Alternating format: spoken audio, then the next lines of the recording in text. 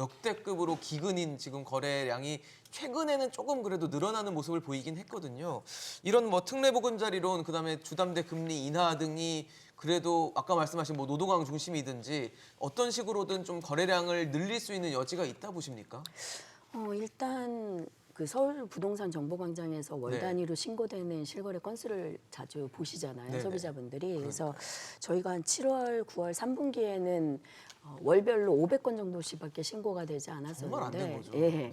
근데 11월, 12월에는 조금씩 늘어나는 양상이어서 700건대, 이제 800건대까지도 예, 800건대까지 올라왔고. 올라왔고 신고 기간이 조금 남았으니까 12월에 조금 더 이제 최종 늘어날 것 같기는 한데요. 예. 늘어난 지역들이 11월에 늘어날 때는 일부 특정 지역에서 좀 저가 매물 위주로. 총괄 거래 같은 것들이 좀 보여서 다들 아직은 좀 아닌 것 같다라는 이제 좀 의심을 했었어요. 근데 네네. 12월에 좀 거래가 늘어난 지역들은 굉장히 좀 다양한 지역들에 퍼져 있기는 합니다. 송파구 쪽의 급매물이나 광진구 쪽에 이 재건축 한강 면적 단지들 일부 이제 저가 거래들이 됐고 그리고 비강남권의 중저가 대역에서도 거래량이 전달보다는 좀 늘어나는 패턴들이 좀 폭넓게 보여서 어느 정도 금리에 대한 심리적인 안정 그리고 이제 예측할 수 있는 금리 수준에 대한 이런 것들이 다시 좀 저가 매수를 통한 내 집 마련 이런 것들에 대한 심리를 일부는 좀 회복하지 않았나 싶은 생각이 듭니다. 그래서 1월 거래부터는 그래도 한 1000건대 정도 갈 수 있지 않을까 좀 기대를 해보고 있는데요. 1000건도 많은 건 아니죠. 네, 많은 건 아니지만 지난해 워낙 살아나고 거래가 있는 좋지 건지가 않았기 궁금한 때문에 건데. 지금 월간 1000건 거래도 굉장히 좀 적은 반가운 거죠. 소식인 것 같습니다. 그래서 그런 부분을 좀 기대를 해보고 다만 중요한 것은 이제 뭐 여러 가지 선택할 수 있는 대출 지원 상품들도 중요하고 금리도 중요하지만 결국에 이제 가격 문제거든요. 저희가 비슷한 수준의 이 담보대출 금리 수준이었던 때랑 비교해 보면 소득 대비 집값 수준 PIR이 지금 2배 가까이 되고 있기 때문에 사실은 같은 소득으로 집을 구매하고 금융이자 비용을 치르고 하는데 부담이 여전히 2배로 늘어났다는 크다. 거라서 쉽지 않은 갭이 좀 있어서 거래는 완만하게 늘어나는 가운데 낙폭이 좀 둔화되면서 점점 좀 정상을 찾아가는 과정이 아닐까 싶고요. 아까 이제 전세 얘기를 하셔서 네.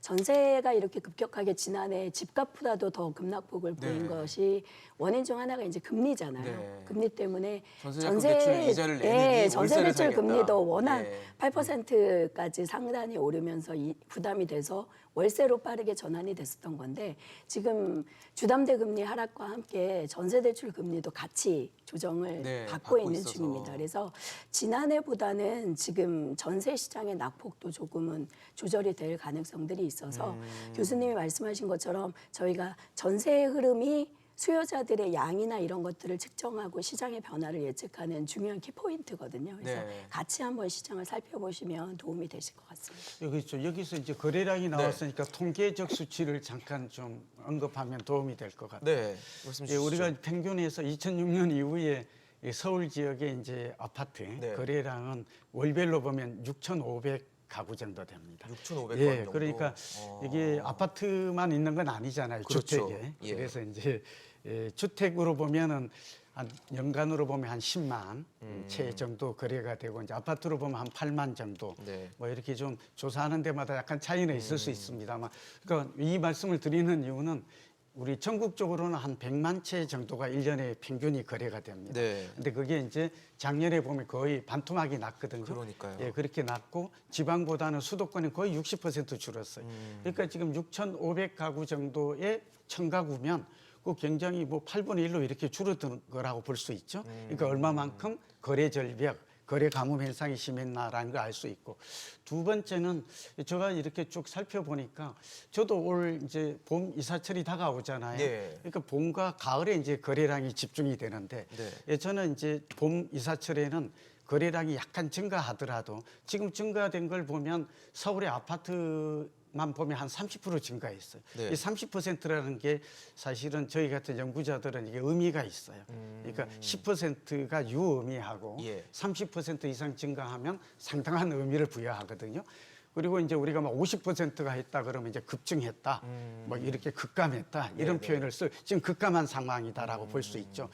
그런 점에서 한 30% 이상이 저는 올 봄 이사철에 이제 설이 끝났기 때문에 네. 이제 시작이 되거든요. 네. 일부 급매물 위주로 이걸 좀 눈여겨보고 있고요. 두 번째는 아마 분수령은 가을이 될 것 같아요. 가을이요? 그러니까 상반기까지는 네. 지금 이런 상황이 이 집값 상승에 대한 기대감이 거의 없는데 누가 이렇게 특례 보금자리가 나왔다고 그래서 꼭 필요한 쉽게 사람에게는 접근하는. 쓰겠죠. 네. 그러나 이거는 거래량이 한 30% 증가 효과는 있지 않을까. 우선 작년 대비가 아니라 네, 이 앞전의 분기에 비하면 네. 그런 생각을 좀 해보고 사실은 올 가을에 만약에 거래량이 급증하는 거래량은 가격에 선행하는 지표잖아요. 1, 2분기. 그렇죠. 이거는 통계적으로 검증이 돼 있으니까. 그래서 저는 시장의 큰 흐름의 변화를 읽는데 올 가을에 왜냐하면 이제 상반기까지는 분수령이 내리고 될수 있다. 하반기 되면 좀 금리도 안정이 되고 시장이 좀 채권 시장, 주식 시장, 네. 부동산 시장 순서가 딱 그렇게 돼 있거든요. 네. 이게 만약 안정이 된다면 네. 또 하반기에 이사철에 거래량이 다소 증가한다면 우리 부동산 시장도 이제 정상화, 정부가 이제 그렇게 원하는 바대로 안정되지 않을까 내다보고 있습니다.